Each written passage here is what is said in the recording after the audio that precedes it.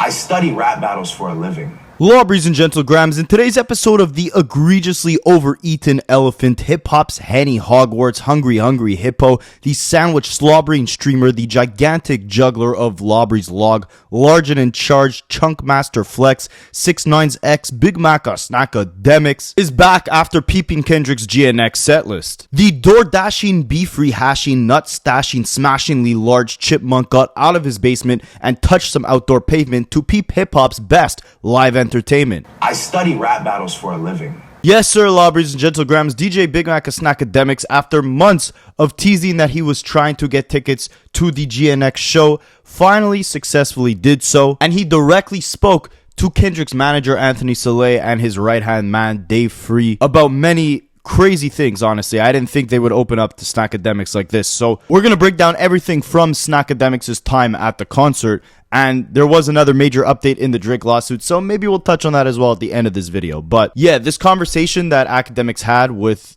Kendrick's team, essentially, it kind of clears up some of the lyrics within Kendrick's diss songs against Drake last year. And we get some good perspective, if Snackademics is telling the truth, on how Kendrick's team is feeling about this entire thing right now. It also kind of gives us a glimpse into some of the repercussions from this Drake lawsuit, right? Because obviously, in Drake's legal filings, his team is requesting a ton of personal information from UMG. They wanted to see Kendrick's contracts, all of his negotiations and discussions with UMG, internal documents from Kendrick's team that can maybe give them some insight as to whether or not Kendrick was actually using bots for Not Like Us, right? So there's two really unethical, in my opinion, and bad things that this lawsuit could lead to.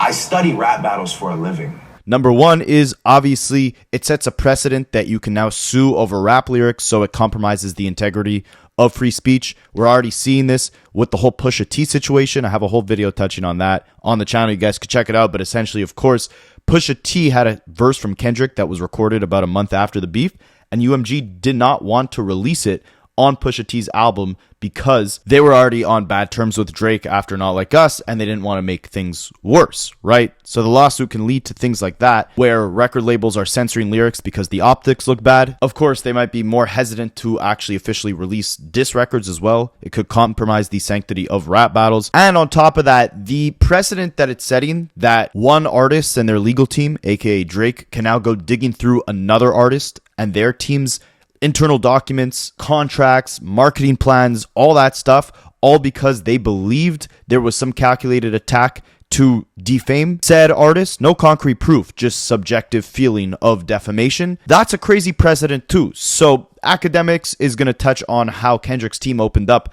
about that whole Pusha T situation, about how Drake's legal team in this lawsuit have now caused Kendrick's manager's privacy to be invaded, how there were real repercussions to this entire battle. So let's jump into what Snackadiddler had to say about this whole thing. First of all, of course, he's been trying for a long time to see this GNX show. Back in 2022 with the Mr. Morale and the Big Steppers tour, Akademiks wasn't on terrible terms with one of Kendrick's team members, Kojo, so he was able to snag some tickets to the Mr. Morale show. But of course, things are very different after this entire battle, and with the way Akademiks has been propping up violence ever since Drake took the L here. Akademiks is delusional in it, but various different examples. Number one, him saying that Kendrick calling Drake a PDF is the same thing as Nipsey calling someone a snitch, and you know what happened to Nipsey Hussle, how his life ended, right? So he's implying that the same thing should happen to Kendrick. Not that he wants it to, but that logically, you call someone a PDF, that's what's going to happen to you. Just not something you should say as one of the biggest media personalities within hip-hop, right? Just not a good narrative to put into the air. Also bringing Top 5, Drake's little minion, on his platform all the time to prow at him and ask him questions about Kendrick. Oh, what are you going to do when Kendrick comes to Toronto for his tour? Oh, what are you going to do now that you're a free man released from jail? You're going to get some get back for Drake because of the L he took with Kendrick? Asking these questions and antagonizing and drawing this beef out to something darker than it needs to be, right? Leading this into a very dark direction. So he's been doing a lot of this, stirring up conflict from the safety of behind his computer screen, but he wants a taste of the action. He wants to actually see this show live. And of course, with all this going down, with all the things we just touched on, with the stuff that Akademiks has said, Kendrick's team is like, nah, you're not getting tickets to this show, buddy. Sorry. So Akademiks had to go out on his own to try to get some. First, he tried to go to the New York date.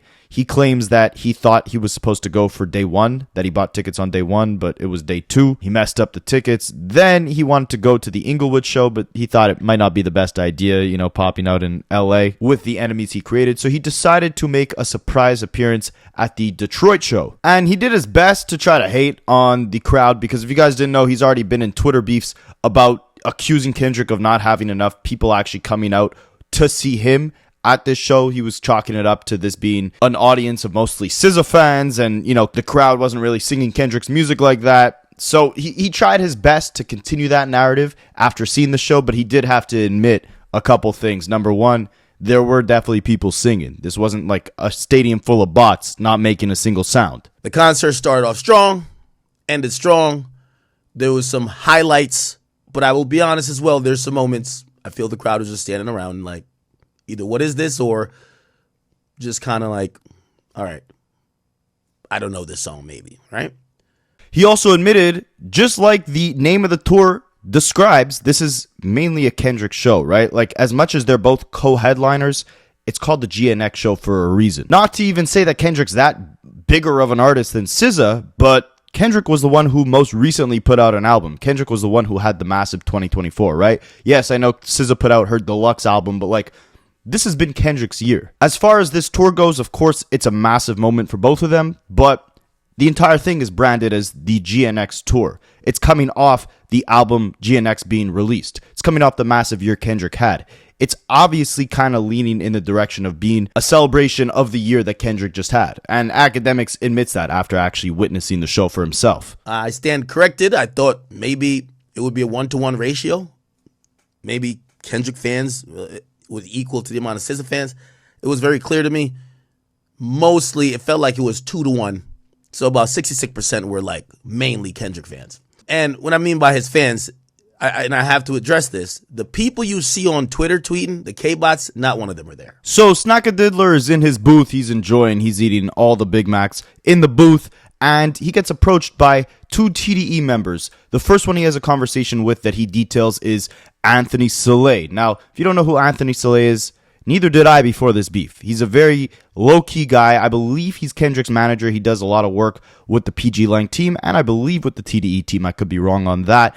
He goes up to Akademiks, and he's like, yo, this thing got way too far. And I believe he's insinuating that it was people like Akademiks in the media that were blowing this beef up out of proportions to the point where non-public figures were getting involved. And if you guys don't remember, on 616 in LA, Kendrick says, ain't no brownie points for beating your chest, harass an ant, effing with good people, make good people go to bat.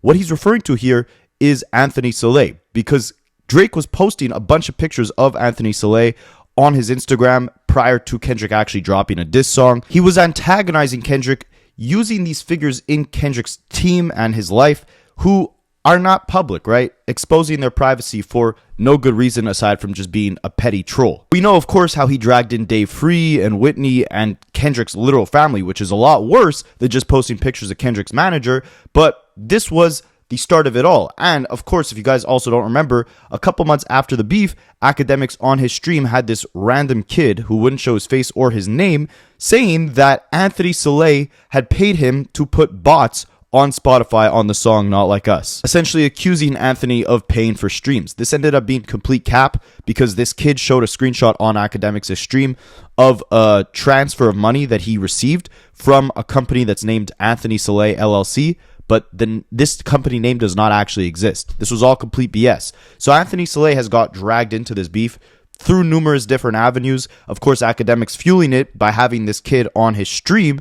And at the same time, I believe he's from Canada as well and knew Drake before the beef. So Drake was actually getting in this guy's face personally, and you'll see later in this video how he details this to Akademiks. So this thing was stretching far beyond just a rap battle, right? And aside from it not being a rap battle, it's also been a year since the battle. So both sides of the fan base have gotten a little too polarized, is what Anthony has been emphasizing. So Akademiks kind of details that here. I spoke to two TD people. I think they're both managers. One was Anthony Saleh. Both Drake and Kendrick have radicalized fans. He said, yo, some of this stuff on social media and some of the conversation, this shit is over.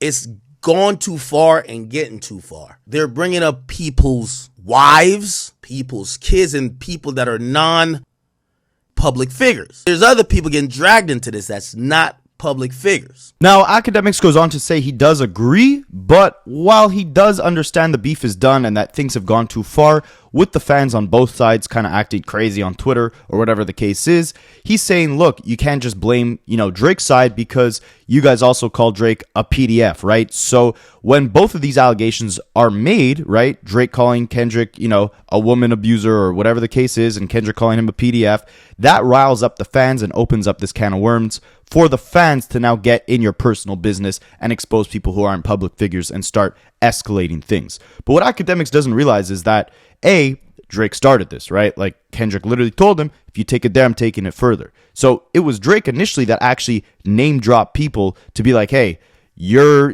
fathering a kid who's not yours, or your manager is the one who's sleeping with your wife, or you're cheating on your wife, whatever the case is. It was Drake who actually exposed these things to begin with and is now obviously suing because the same thing happened back to him. And it was media personalities like Akademiks who then go on to prop this up into something bigger than it has to be. He has to accept responsibility because, again, like I mentioned before, it was him who was on stream saying, top 5, what are you going to do when Kendrick comes to Toronto? He was calling your boy a PDF. You're just going to let him roam free? Or, Nipsey got unalive because he called someone a snitch. What should happen to Kendrick for calling someone a PDF, right? Like if I was Drake, I would do XYZ to Kendrick. It's Akademiks fueling those narratives that get the fans hyped up. So of course, he refuses to take responsibility for that and tries to say, look, Kendrick's team, like, it's your guys' fault too for calling Drake a PDF. But it's like, no, A, Drake started this, and B, it's only been Drake's side that has been propping this up to try and expose personal people and situations in Kendrick's life. I do agree that, the hardcore Kendrick fans as well have been a little crazy on Twitter. Like, you see this with the whole Wale situation. They're cyberbullying Wale online. I'm not fans of either hardcore fans on either side, right? But don't be delusional in terms of where this was actually originated in. What I can't agree with, both of y'all are complicit. And that's why I even suggested most of this is coming from charged up fan groups or audiences of both people that are super fans. So if y'all say y'all don't want people to talk about y'all wives and y'all this, well, y'all got to realize where this came from. Y'all called a man a pedophile. He said your son or Kendrick's son wasn't his. So anyways, then Anthony goes on to ask Akademiks about the whole botting situation, right? Because, of course, this entire Drake lawsuit stems from the fact that he's accusing Kendrick of using bots on Not Like Us, right? Or accusing UMG. All that stemmed from this kid who was on Akademiks' stream who said that Anthony Soleil paid him to put bots on Not Like Us on the day that it was released. So Anthony asked Zach, like, why would you put this guy on your stream? He's lying on me. And Akademiks said, this wasn't a kid who came from the OVO camp. I actually heard of this guy from someone who had indirectly worked with Kendrick. He says, why did you let that kid come on your stream?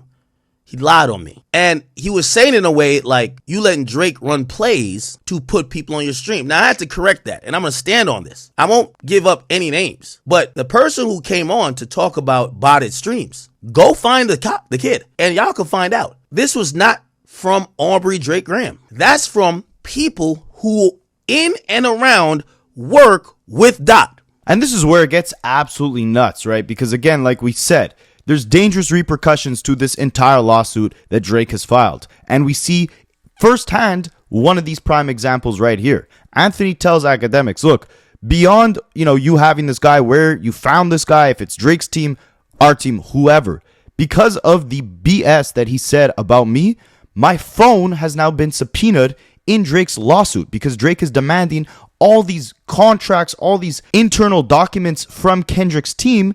The government has now taken my phone to use my information in this lawsuit to try to check if I actually use bots. So he told me, which again, these are allegations, but I'll tell you what he told me. He said, the reason why even I had to come over here and holler at you, that dude who said that, he's lying. I never paid for no botted things. I said, well, he sent a screenshot, whatever. I said, maybe he's lying. I don't know. He said, well, that has got me in a federal lawsuit now. They subpoenaed my phone for Drake's lawsuit. They took it. And you see this insane precedent that things like this set, right? Like the fact that because Drake got a tip from a random guy who's completely capping online on Akademiks' platform, he now has the authority by the government to go in and dig through Kendrick's team's personal information. And Anthony kind of tried to clear this up to Akademiks, and Akademiks even admitted he agreed with this, right? This was a good point in the fact that the same way Drake kind of just sends his music over to his label and just does his own thing, he's not in cahoots with the label. Kendrick and them do the exact same thing. They just send the music over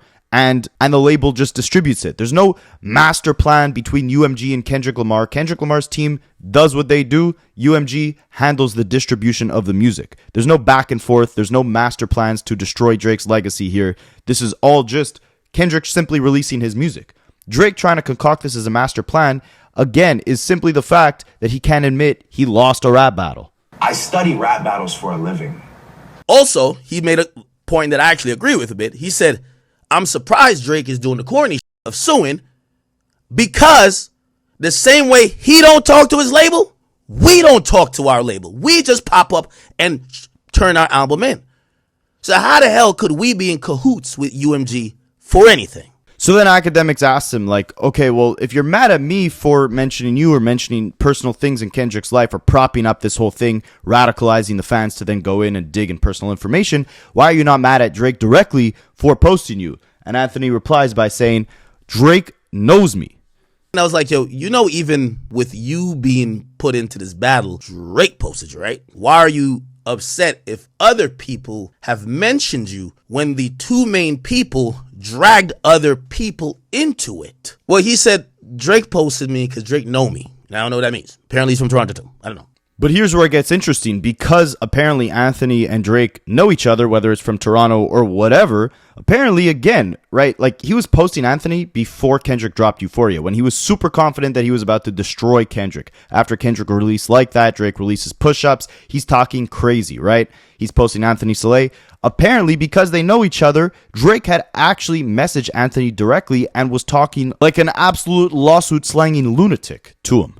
He says, you should have heard this Drake, what he was saying to us before we whipped his ass. He confirms to me Drake was sending me voice notes talking crazy like he's a mob boss. He says Drake is saying to him, I'm gonna done you like just talking crazy like, yo, you niggas is washed. You guys think you could finish me? Da-da-da. Crazy. All of a sudden they're like, then we drop the bomb. Not like us, they're talking. And that's what makes this whole thing disgusting, right? Like before the bomb of Not Like Us, Drake is talking crazy. He's posting and doxing people in Kendrick's team. He's literally sending them voice notes talking like a mob boss lunatic to them, saying, I'm gonna done you, da-da-da-da, whatever. And then he ends up getting destroyed. And instead of, fighting back, he ends up suing. That's why I call him the phony Montana, right? Because when it's all said and done, all this tough talk is absolutely meaningless. You're talking red button this, bomb that, I'm gonna done you guys, whatever the case is. All that Toronto tough talk, and then you're timid when the tiny Tupac twin tumbles upon you. So anyways, then Anthony goes into the whole Pusha T situation. So just to give you guys a little bit of backstory, basically Pusha T and his brother No Mouse, they're coming out with a return album for the Clips, and they have a Kendrick Lamar feature on there. This feature was recorded around June or July of last year, and Pusha T told a story of how he was supposed to release the album through Def Jam, which is owned by Universal. They heard that Kendrick Lamar verse, and just because of the optics, obviously two of Drake's biggest ops here, Pusha T and Kendrick on that verse reflecting a bit on the beef, UMG at the time was like, hey, we're not releasing this verse or tell Kendrick to censor it. Pusha T said, no way in hell. I'm going to go find another label to release this album on. He paid over $1 million to buy himself out of his contract with Def Jam so he can release this album on another label. And this is another drawdown to Drake's lawsuit in that it's getting music censored, right? So Anthony Soleil gives a bit of context on what actually happened throughout this situation. So he emphasizes that, yes, this Pusha T situation is very much real, but this didn't happen recently. This is a very old story from around June or July of 2024, right after the beef happened. That Pusha T is real. He says the only problem is people think that happened recently. That didn't happen recently. So why does this matter that this situation wasn't, happening right now? Well, Akademiks emphasizes that Anthony told him, basically, look, it's like this, right? So Not Like Us comes out in May. The cover art of the song is a picture of Drake's house with S offender pins. 2 days after the song releases, there's 2 firearm attacks on Drake's house. So Drake in around June or July goes to UMG and says, look, like, if you guys don't do something about this song, take it down or whatever, like, I'm threatening legal action, right? That's when he threatened to sue. At this point, UMG would let Pusha T do whatever because basically after Drake actually did sue, they don't give two Fs about what any artist says about Drake. They're like, we don't care about him. Like, our relationship with him at this point, it's come to the point of no return. You guys can do whatever. But at that point in June or July of last year, when Not Like Us was still new, they were trying to get Kendrick to potentially censor it. We'll get to that shortly. So they were definitely more careful about the music they were putting out because they wanted to repair their relationship with Drake and obviously not make him look bad by having Kendrick and Pusha T on a song together where they're talking about this beef. He said if it was recently, UMG would let Pusha say whatever you want to say or do what he want to do. Why? Right now, UMG and Drake, their relationship might be irreparably broken because of the lawsuit. So they're not trying to spare his feelings anymore. But Not Like Us dropped last May. He said around June, July, because Drake supposedly approached UMG saying, yo, there's just a shooting at my house. So why is this significant? Well, UMG actually went to Kendrick's team and said, hey, look, like Drake just had a firearm attack at his house. The cover art is his house. It's the biggest song right now. Maybe we can just take the cover art down. And remember, they took the Meet the Grams album artwork down, right? Initially, that song was on YouTube. It was a picture of, a Maybach glove and prescription pills under Drake's name. When it got to streaming platforms, the cover art was just black because obviously there'd be some conflicts if Drake's personal information like that is on actual streaming platforms. But his house is public information. You can find that on Google. So Kendrick's team said, nah, we're following through. We're keeping that cover art the way it is. Or if we don't, we might as well just take the whole freaking song down. We're keeping it as it is. And so UMG, they're like, look, the song is a huge success. We'll just keep it up the way it is. F it. Your cover art of the biggest song is his house. So he said Drake complained to UMG and UMG asked Kendrick's team, could you remove the cover art? We need you to take the cover art down. From what I heard, they stood 10 toes down to say, if we do that, the whole song should come down. We're not changing. UMG, who clearly is in it for the bread, basically, they just allowed it, right? And this to me proves Anthony's point in that, like, Kendrick's team were never in cahoots with UMG, because if they were, then UMG would not be coming to Kendrick's team saying, hey, let's remove this cover art. Like, they would be in sync on all this stuff, right? They would plan beforehand, hey, maybe this cover art could be problematic, let's not put it up. Or we're okay with this cover art, we're not going to come back to you later and request that you take it down. The fact that later on, they speak to Drake and try to come back to Kendrick to, alter some things to make Drake look better shows you that they were not playing one specific side. They were here trying to reason with both sides. But of course, they're a record label. They're in this for the money. So they see the success of Not Like Us. They see one artist threatening to remove the whole song if they have to take off one little piece of it. So they say, whatever, we're just going to keep it as it is. But that shows you that Kendrick's team and UMG are not aligned in some secret conspiracy the way Drake is trying to plan it out to make it seem like, right? Because UMG is trying to obviously de-escalate the situation by having Kendrick's team compromise the actual art in defense of Drake. And this is why around that same time, Pusha T is gearing up to drop this album with this Kendrick verse that, may or may not be taking shots at Drake, or at least reflecting on the beef and the whole optic of Pusha T and Kendrick linking up and maybe making reference to this beef is a bad look when UMG is trying to repair their relationship with Drake. And that is why they ended up telling Pusha T, hey, we're not releasing anything that has to do with, taking aim at Drake. This is not a good look right now because we're trying to salvage our relationship with him. We're not going to compromise the success of Not Like Us by taking it down. Kendrick won't, remove the cover art without removing the whole song. So we're going to keep that as it is, but we're not going to ruffle any more feathers any further. Apparently, that's when the Pusha T thing happens. And that's when UMG, who is really at that point on a rocky relationship with Drake, they're trying to salvage a relationship. They tell Pusha, hey, right now, can't drop nothing dissing the guy. We're trying to work on our relationship with him. Could you change this? He said they were trying to save a relationship with Drake, the label. So that clears up a lot of, issues pertaining to the lawsuit, right? Anthony gave us good perspective on the fact that, A, Drake was talking crazy before Kendrick even dropped a verse, publicly doxing Ant and actually harassing Ant, like Kendrick said in 616, on voice notes and all that, right? Also clearing up the fact that no bots were involved. They're not in cahoots with UMG, just like Drake, they don't run to the label, they do their own thing and just send the label the music. The label actually even tried to get Kendrick to remove the cover art and went as far as trying to block one of his verses on Pusha T's album to repair their relationship with Drake. That's how much they're riding for Drake. They're not out here conspiring with Kendrick to try to destroy Drake's career. So now we get into Dave Free's conversation with Akademiks. And of course, when Kendrick put out 616 talking about, Drake, you're harassing Ant, like, that was just the least of it, right? Like, Dave Free got the big blunt of the deal once Family Matters dropped later that night. And that's where really a lot of the personal information started getting revealed. And Akademiks has been propping a lot of that up and doing a lot of Drake glazing, trying to make Drake look good in any way he can, even if it literally is inciting violence onto Kendrick after this beef occurred. So Dave goes up to Ak and he's like, yo, like, how much is Drake actually paying you for all this stuff? Get to a point where eventually even says, like, bro, how much is he paying you for this? I'm so stupid. In the moment, I'm thinking, wait, you think Drake paid me to come here? Nobody knows I'm coming here. Even Drake. You think Drake would pay me to go to a concert? No. Then he said, no, pay you for, like, all of this shit that you're saying. And I'm like, huh?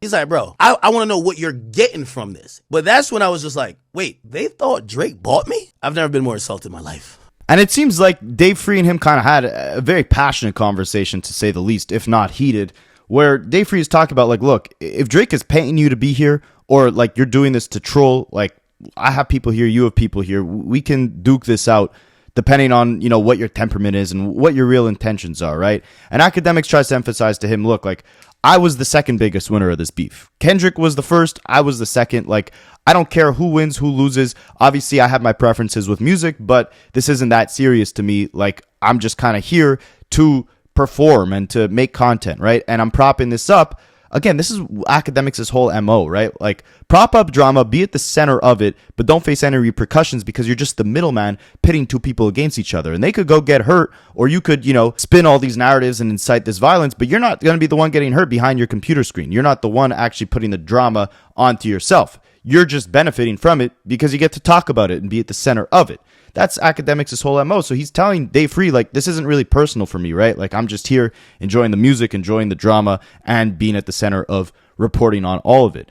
And Dave Free, tries to emphasize to him, like, look, is this content or is this real? Because for us, this is affecting us personally. Like, my name was drawn in here, right? All the back and forth after the battle, people trying to, dig up dirt if Kendrick really abused Whitney, or even on Drake's side, right? Like, trying to dig up, where is his daughter hiding? That's why I never tried to, investigate that whole situation. I don't need to dig into Drake's personal family life, right? Like, I think that's pushing the line in terms of deranged fandom. We don't need to get to that point here. We're more mature than that. We can keep this on the music, right?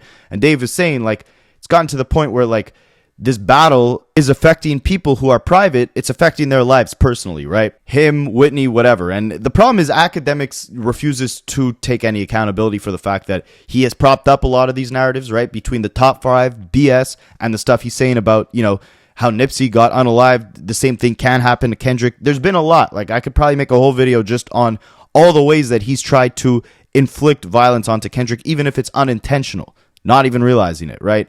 And propping up the fans and riling them up even more than they already were before him. He has caused a lot of this controversy, and it's to his benefit, right? Because he makes money off it, but obviously it affects these people like Dave Free. So that's what Dave is essentially trying to explain to Akademiks. He said, I wanted to know, is this just content, or is this something that you're carrying personally? There are a lot of things that have continued post-battle that is ultimately hurtful. Criticisms about people who aren't necessarily public figure. They mentioned criticisms about certain women. Definitely affects them. And I agreed. And I will give Snack a Diddler this. I think he said one thing that's actually true in this entire thing. Of course, he doesn't accept enough accountability on his own end, but that's a story for another day. Essentially, he says, look, like, the demeanor I got from Dave Free and Ant last night was, yeah, from a music side, you guys were the winners, but it doesn't sound like you're really winning when you feel like your private life has been affected by this, right? Like, this beef has dragged on to points where you and your family members and whatever are getting dragged in and getting disrespected, and you don't have the privacy you once did.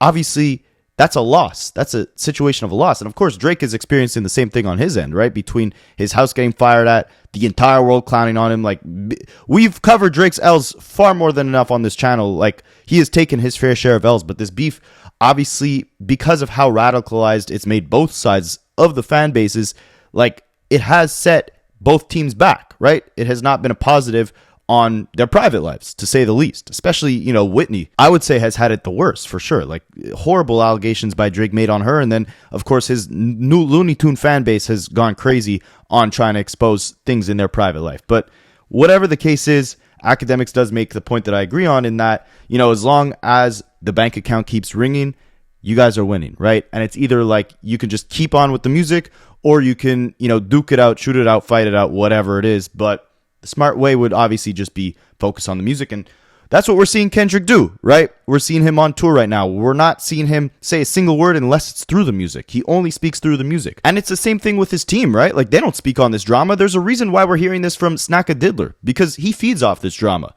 But if Anthony or Dave Free actually wanted to kind of clear the air on this stuff and try to mediate the situation, they would come out and say these things on their own, right? They're telling Akademiks this in private, in confidence, because they're, you know, looking at him like, you're the one propping this up. You are one of the main culprits of radicalizing fan bases and going crazy online and making these narratives that then affect private lives. That's why they're telling him this. If they wanted to be involved in this battle and mediate the stuff, and as a result maybe radicalize the fan bases, they would go online and say this stuff themselves. The important point I think Akademiks is missing here is that when you have the type of powerful voice that you do, whatever you say, the audience is going to follow along, right? So if you're spreading negativity, you're spreading violence or calls to violence or whatever the case is, the fans are going to follow in that direction. So it's up to you to spread a positive message, or don't say anything at all and let the art speak for itself in order to elevate to that next level and get to where you want to get to. And Akademiks will go on to say, you know, oh, Drake doesn't want this either, right? He doesn't want, you know, the K-bots digging up, you know, info on his kids or whatever the case is, and his private life getting involved and all that. Yeah, of course he doesn't. He's suing over it, right? But at the same time, every time Kendrick tries to make a big moment, or not tries to, has a big moment coming along, Drake tries to stomp on it, right? Like, he's very intentional with trying to get back in the spotlight and make these little subliminals, right? He's liking posts about Kendrick's ticket sales getting lowered from $1,000 to $150, as if he didn't have to cancel his New Zealand tour, selling tickets for $40.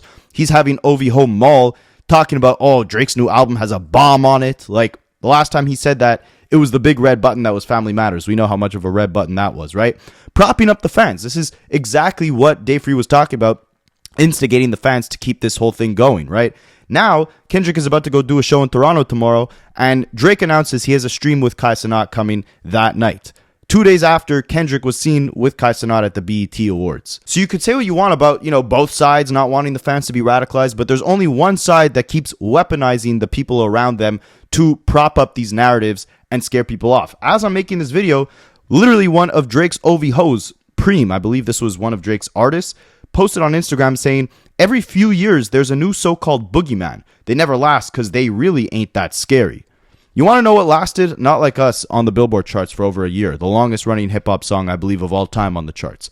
So you're talking about, oh, this is not lasting and all this crap. This is how you keep beefs dragging along, right? And I'm sure we'll get a bunch of subliminals or a bunch of references to this beef on Drake's new album. To be fair, I actually would like to hear him kind of reflect on this thing, but do it from a mature perspective at this point, right? Like, you're lucky enough to still have a career after this whole thing. You're still making hits. You're still out here doing your thing. Just do that, right? Like, I like Drake with the melodies. I don't like Drake when he act tough. I think that's the mentality both sides and Akademiks needs to adopt. Again, there's a reason Dave Free's telling Akademiks this, right? Like, is this just content for you, or is this serious? Because the way you're acting, it seems very serious when you're calling for Drake to do something to Kendrick for calling him a PDF, right? This is rap battle, right? Like, we haven't said anything except for the music. Keep it on the music, and that's it. I know I told you guys I would touch on this update to the lawsuit, but honestly, drop a comment if you want like a full video me breaking that down. I'm just going to read you guys the highlight of what I think is the most important thing that UMG basically said in response to Drake's team. This is it here. Faced with this fact, Drake seeks to confine the court to a self-serving version of events in which Kendrick woke up one morning and simply called Drake a PDF. But this ignores reality, even as pled by Drake. Drake concedes that Not Like Us was a diss track released as part of a rap beef. He nevertheless contends the court cannot take judicial notice of multiple exhibits, including the lyrics of other diss tracks in the feud and related press coverage. AKA, Drake takes Not Like Us out of the context of it being a rap diss track full of hyperbole, exaggerated truth, etc., and takes it as a standalone fact that he's calling Drake a PDF. Whereas in Drake's own diss tracks, he's literally telling Kendrick, hey, talk about me like in Young Girls, right? The same way Anthony emphasized that before Kendrick dropped the bomb of Not Like Us, Drake was talking crazy on voice notes telling him, you're never gonna done me, you guys don't have me, etc., like egging them on to finally drop this diss track. And when they do, he takes it out of the context of the rap battle to say, this is what's too far. And aside from other diss songs that are not in this context where Drake is telling Kendrick, talk about me like in Young Girls, they also state, UMG, in their argument that Not Like Us trades on well-known and wildly published rumors and controversies about Drake's involvement with A minors. Anyways, I'm tired of this whole thing. I'm going to go talk about the Carter 6 again. I'll post a video on that. Stay tuned for it. Let me know what you guys think, and I will catch you in the next one.